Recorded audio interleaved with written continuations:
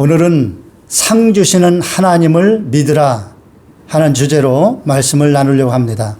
본문은 히브리서 11장 6절입니다. 믿음이 없이는 기쁘시 하지 못하나니 하나님께 나가는 자는 반드시 그가 계신 것과 그가 또한 자기를 찾는 자들에게 상 주시는 이심을 믿어야 할지니라. 아멘. 우리가 하나님을 믿을 때 하나님이 계신 것을 믿어야 됩니다. 하나님이 계신 것을 못 믿는다면 우리의 신앙생활은 아예 형성이 안 되는 것이죠.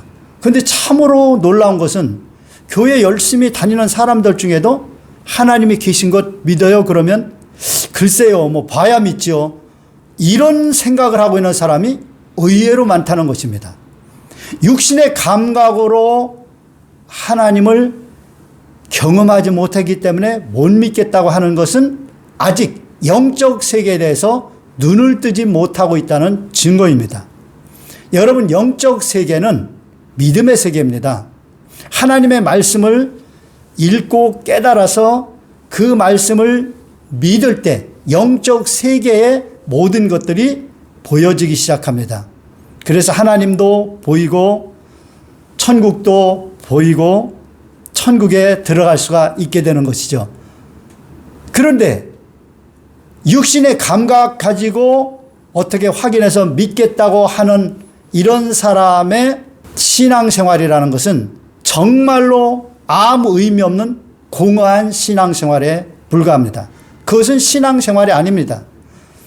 여러분, 세상적인 믿음이라는 것은 육신적으로 어떤 감각을 통해서 확인하거나 어떤 실험을 통해서 입증을 했을 때 믿는 것입니다. 그것은 물질 세계의 믿음의 방식입니다.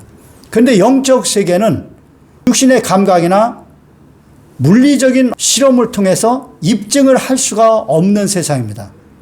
그래서 영적인 세계의 능력과 역사가 이 물질 세계에 나타나면 사람들은 그것을 기적이라고 말을 하죠. 여러분, 우리 예수님은 탄생 때부터 기적입니다. 동정녀 마리아에게서 예수님이 태어나셨죠. 처녀가 그냥 아들을 낳은 것입니다. 이게 말이 됩니까? 기적이죠. 그런데 영적 세계에서는 이게 가능한 거예요. 우리 예수님께서 얼마나 많은 기적을 행하셨습니까? 물을 포도주로 만드셨죠? 이거는 있을 수 없는 일입니다. 물 위를 걸어요? 사람은 물 위를 걸을 수가 없습니다. 그리고 예수님께서는 온갖 질병을 다 고치시고 죽은 자도 살리셨습니다. 나사로가 죽어서 무덤에 들어간 지 나흘 만에 예수님께서 나사로야 나오라 하니까 나사로가 수의를 동인 채로 나왔습니다. 이게 말이 됩니까? 어떻게 나흘 정도면은 몸이 벌써 다 썩었을 텐데 정상으로 다시 회복돼서 나올 수가 있단 말입니까? 그리고 오병이어의 기적, 떡덩어리 5개 물고기 2마리로 기적을 일으키셔서 장정만 5,000명, 남녀노소 전체 합치면 몇만 명이 먹는 이런 기적을 행하셨어요. 이것은 물질 세계에서 어떤 감각으로는 믿을 수가 없는 일입니다. 이건 영적인 세계에서 어떤 능력이 이 물질 세계에 임한 것이죠. 이렇게 영적 세계의 역사가 있는 것입니다. 그러므로 우리가 믿을 때 육신의 감각으로만 믿겠다고 하면 하나님이란 존재 자체를 애시당초 믿을 수가 없는 것입니다. 그러므로 하나님을 정말 만난 사람들은 영적 세계가 이미 열린 사람입니다. 히브리서 11장 6절에 믿음이 없이는 기쁘시게 하지 못하나니 하나님께 나간 자는 반드시 그가 계신 것을 믿어야 된다고 말씀하고 있습니다. 자, 그러면 여러분이 정말 하나님을 제대로 알고 믿었다면 여기서 믿음이 끝나나요? 아닙니다. 우리가 예수님을 구주로 믿고 영접하면 하나님의 자녀가 됩니다. 그래서 이제 하나님과 함께하게 되는 것이죠. 그러니까 진짜 하나님을 만나고 하나님을 믿고 하나님과 동행하는 삶을 살게 되는 것입니다. 그런데 오늘 히브리서 11장 6절 하반절에 보면 또 하나의 믿음이 있어야 된다고 말씀하고 있어요. 그 믿음은 뭐냐? 하나님께서 자기를 찾는 자들에게 상 주시는 이심을 믿어야 한다는 것입니다. 한번 따라해 보실까요? 상 주시는 하나님. 상 주시는 하나님을 믿어야 이런 믿음을 가지고 있을 때 하나님이 기뻐하신다는 거예요. 여러분 한번 생각해 보세요. 여러분의 자녀들이 여러분이 무엇이든지 원하는 대로 다 해줄 수 있는데도 여러분에게 아무것도 기대하지 않는다면 여러분은 기쁘시겠습니까? 안 기쁘죠. 우리 아빠는 뭐 아무것도 안 해줄 거야 이렇게 믿는다고 생각하면 그 아빠는 속상한 겁니다. 자녀를 너무 사랑해서 다 해주고 싶은데 안 믿는 거예요. 기대하지도 않아요. 그러니까 요구하지도 않고 그렇게 사는 거예요. 여러분 오늘날 많은 성도들이 왜 기도하지 않습니까? 상 주신 하나님을 믿지 않기 때문에 기도하지 않는 거예요. 여러분 오늘날 많은 사람들이 그렇게 힘들고 어렵다고 하면서도 왜 하나님 앞에 기도하지 않습니까? 왜 하나님의 말씀을 읽고 말씀대로 순종하며 살지 않습니까? 상 주시는 하나님을 믿지 않기 때문에 그렇습니다. 여러분 우리가 예수님을 믿고 구원받는 것은 은혜입니다. 이것은 우리에게 어떤 공로로 우리 어떤 행위의 대가로 얻을 수 있는 게 아니에요. 우리가 아무리 위대한 일을 했다 해도 우리의 죄를 사할 수는 없는 것입니다. 이것은 오직 하나님께서 예수님을 통해서 우리의 죄를 사해 주시는 거저 주시는 은혜입니다. 그래서 은혜는 그냥 받는 것입니다. 그런데 상은 우리가 행한 대로 받는 거예요. 그래서 하나님이 상 주시는 하나님이라는 것은 예수 믿고 구원받은 모든 하나님의 자녀들은 이제는 하나님으로부터 상을 기대하고 그 상 받기 위해서 상을 받을 수 있는 행위를 하면서 살라는 말씀입니다. 그래서 우리가 하나님 앞에서 충성하고 헌신하고 봉사한 것들 이게 하나도 땅에 떨어지지 않습니다. 이 모든 것은 다 하나님으로부터 상으로 보상으로 상급으로 우리에게 주어지는 것입니다. 예수님은 우리가 어떤 대가로 받을 수 있는 분이 아니에요. 그 하나님이 거저 주시는 거예요. 그래서 이게 은혜입니다. 그러나 하나님의 자녀가 된 후에 우리가 정말 복되게 사는 것, 형통하게 사는 것, 승리하며 사는 이 모든 것은 상 주시는 하나님의 그 보상을 통해서 누려지는 것입니다. 그래서 우리가 상 받기 위해서 하나님 앞에서 마땅히 행해야 될 것을 부지런히 할 때 그 상을 풍성히 받는 거예요. 그 상을 받는 법칙이 성경에 다 기록되어 있습니다. 대표적인 것이 신명기 28장 아닙니까?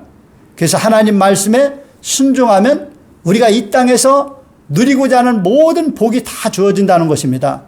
삶에 필요한 것들 다 채워지고요. 다른 사람보다 더 위에 있고 아래에 있지 않고요. 꾸어줄 죄를 꾸지 않고요. 모든 사람들로부터 저 사람은 하나님의 백성이다 인정을 받고요. 사람들로부터 정말 저 사람은 함부로 있다면 큰일 나겠다. 정말 하나님이 함께 하시는 두려운 존재다. 그렇게 인정을 받게 되고요. 도시에서 살든지 저 촌에 살든지 어느 곳에 살든지 복을 받게 됩니다. 그리고 자녀들이 복을 받고요. 사업하는 것마다 복을 받고요. 그리고 시편 1편에 보면 어려울 때도 가물 때에도 열매를 풍성히 맺는, 그래서 하는 모든 일이 다 형통하게 되는 이런 복을 받는다고 말씀하고 있죠. 이것이 바로 우리가 말씀에 순종을 잘하면 보상으로 주어지는 하나님의 축복입니다.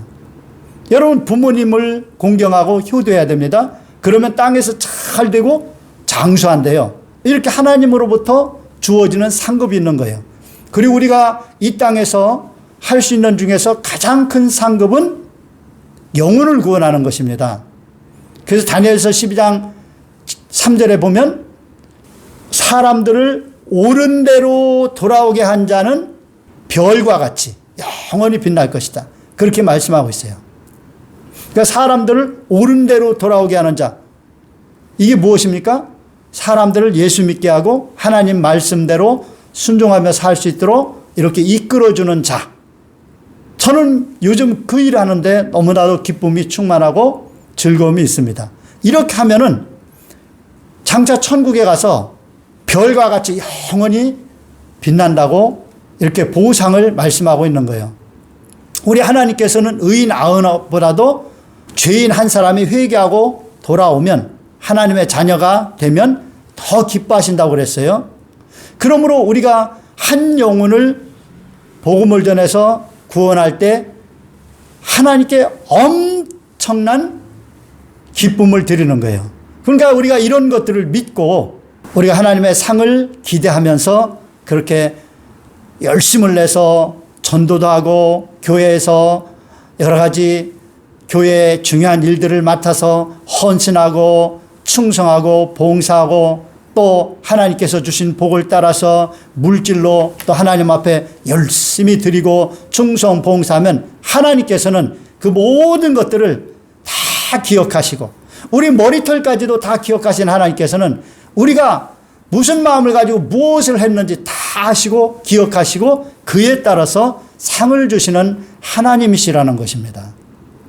이것을 믿으라는 거예요. 이걸 믿는 사람들이 충성하고 봉사하고 전도도 하고 열심히 신앙생활을 하는 거예요.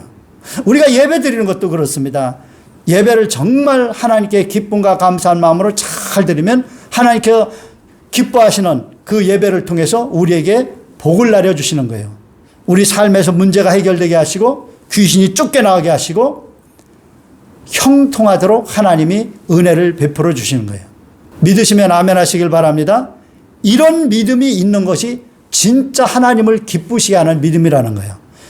그래서 하나님께서 상 주시는 하나님이라는 걸 믿지 못한다면 우리의 삶은 그냥 대멋대로 살 것입니다. 왜? 하나님이 상 주시는 것이 아니기 때문에. 그러나 말씀에 순종할 때 하나님의 상을 받고 우리가 또 하나님께서 하라는 그 모든 것들을 열심히 할 때 하나님께 상을 받는 것을 안다면 우리는 열심히 하게 될 것입니다. 그래서 고린도전서 15장에 보면은 우리가 장차 천국에 가면 하나님이 우리에게 영광을 주시는데 어떤 사람은 해처럼 빛나는 영광을 받게 될 것이고 어떤 사람은 별처럼 영광을 받는데 별과 별의 영광이 다르다고 그랬어요. 어떤 별은 밝게 빛납니다. 그런데 어떤 별들은 희미하게 반짝반짝하는 별도 있습니다. 이와 같이 영광이 다르다는 거예요. 이 모든 것들은 상 주시는 하나님을 믿고 하나님 앞에 충성, 헌신, 봉사한 결과로 주어진다는 것입니다. 여러분 지금까지 어떻게 사셨습니까? 제대로 하나님을 만나셨습니까? 하나님 정말 계신 것도 알지 못하고 그냥 종교 생활을 했습니까? 정말 하나님 계십니다. 독생자를 우리에게 주셔서 우리를 구원하신 하나님이십니다. 그래서 예수 믿고 구원받아서 살아계신 하나님, 지금도 온 인류 역사를 주관하신 하나님, 세상 끝을 정하시고 우리 예수님이 이제 재림하심으로 말미암아 세상 끝을 온전히 주관하시는 그 하나님을 믿으시고 그 다음에 하나님께서 우리에게 상 주시는 하나님이심을 우리가 믿고 그 상을 받기 위해서 충성하는 여러분 되시기를 예수님의 이름으로 축원합니다.